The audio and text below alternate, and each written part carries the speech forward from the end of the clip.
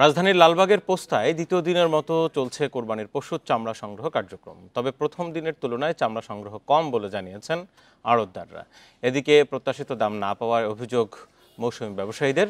সকাল থেকে মৌসুমের ব্যবসায়ীরা চামড়া নিয়ে আসলে অনেকে দাম না পেয়ে হতাশা নিয়ে ফেরত যান।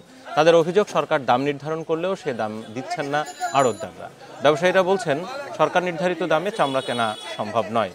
আনুষঙ্গিক খরচ বিবেচনায় এই দাম দিয়ে কাঁচা চামড়া কেনা সম্ভব নয়। কাঁচা চামড়া ব্যবসায়ী সমিতির নেতারা বলছেন, এবার কোরবানির কম হওয়ায় তাদের লক্ষ্যমাত্রা কম ধরা হয়েছে।